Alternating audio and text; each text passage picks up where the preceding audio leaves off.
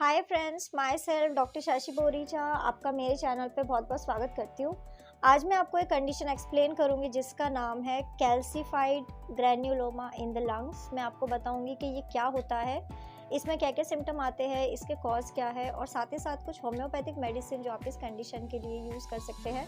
लेकिन उससे पहले आप प्लीज़ मेरे चैनल को सब्सक्राइब कर लीजिए और जो बेल आइकन है उसे प्रेस कर लीजिए ताकि आपको मेरे आने वाली वीडियोस नोटिफिकेशन मिलता रहे। तो चलिए स्टार्ट करते हैं। सबसे पहले आखिर कैल्सिफाइड ग्रैन्युलोमास क्या होते हैं। तो किसी भी पर्सन को अगर लंग्स में कुछ क्लस्टर फॉर्म होने लग जाते हैं, छोटे छोटे क्लस्टर WBC का हो सकता है, उसमें कुछ टिश्यूज़ हो सकते हैं। बहुत ज़्यादा टाइम होने के बाद इसमें कैल्सिफिकेशन होने लग जाता है और ये हार्ड होने लग जाते हैं। ये कंडीशन एक बिराइन कंडीशन है, मतलब आगे चल के ये कैंसर में कन्वर्ट नहीं होता है। ग्रैन्युलोमास फॉर्म होने के कई सारे रीज़न हो सकते हैं, जैसे कि इन्फ्लामेशन होना, कोई इन्फेक्शन होना, कोई फॉरेन ऑब्जेक्ट आपकी बॉडी में प्रेजेंट है, लंग्स में प्रेजेंट है, तो पर्सन को इस टाइप के ग्रैन्युलोमास फॉर्म होने लग जाते हैं। अब मैं आपको इसके सिम्टम बता देती हूँ कि अगर किसी पर्सन को कैल्सिफाइड ग्रैन्युलोमास हुए हैं लंग्स में तो क्या क्या सिम्टम्स दिखाई देंगे। तो कई सारे केसेस ऐसे हैं जो असिम्टोमेटिक होते हैं, जिसमें पर्सन को कुछ भी सिम्टम्स नहीं आते, लेकिन कुछ कंडीशंस में पर्सन को सिम्टम आ सकते हैं। वो डिपेंड करता है कि आखिर वो ग्रैन्युलोमा फॉर्म होने का रीज़न क्या है। तो सिम्टम्स जैसे कि पर्सन को वीजिंग साउंड आना, जब वो सांस लेते हैं तो एक अजीब सा विस्लिंग टाइप का साउंड आने लग जाता है। पर्सन को ब्रीदिंग के टाइम में डिफ़िकल्टी होना। इसके अलावा पर्सन को कफिंग भी हो सकती है, चेस्ट में पेन हो सकता है।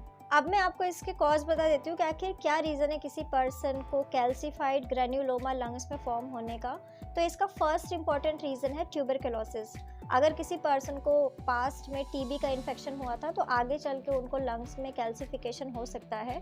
इसके अलावा कुछ फंगस के इन्फेक्शन भी हो सकते हैं, कुछ बैक्टीरियल इन्फेक्शन हो सकता है, कुछ पैरासाइट्स ऐसे होते हैं जिसके वजह से पर्सन को लंग्स में कैल्सिफिकेशन हो सकता है।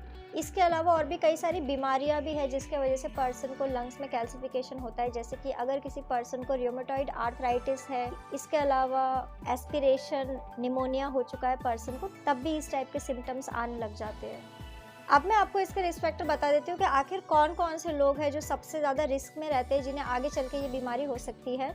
तो ये कंडीशन ज़्यादातर ओल्ड पेशेंट्स में होता है, जैसे कि जिनकी एज 55 प्लस हो चुकी है, उनमें ये बहुत ज़्यादा कॉमन है। इसके अलावा अगर आपकी फैमिली हिस्ट्री है सार्कोइडोसिस बीमारी का, तब भी पर्सन को ये हो सकता है। इसके अलावा ये बीमारी जेंडर पे काफ़ी ज़्यादा डिपेंड करती है। ये कंडीशन फीमेल्स में ज़्यादा है एज़ कम्पेयर टू मेल्स।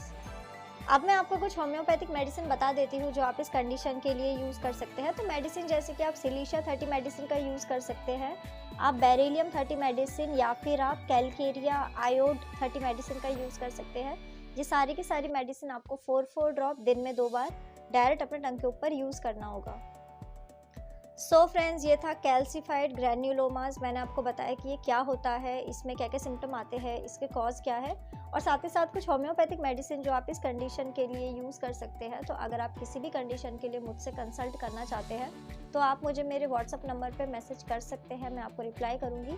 तो अगर आपको मेरा ये वीडियो यूज़फुल और इन्फॉर्मेटिव लगा हो तो आप प्लीज़ इसको लाइक कर दीजिए और साथ ही साथ आप मेरे चैनल को सब्सक्राइब कर लीजिए और जो बेल आइकन है उसे प्रेस कर लीजिए ताकि आपको मेरे आने वाली वीडियोस का नोटिफिकेशन मिलता रहे। तो आज के लिए बस इतना ही। Thank you.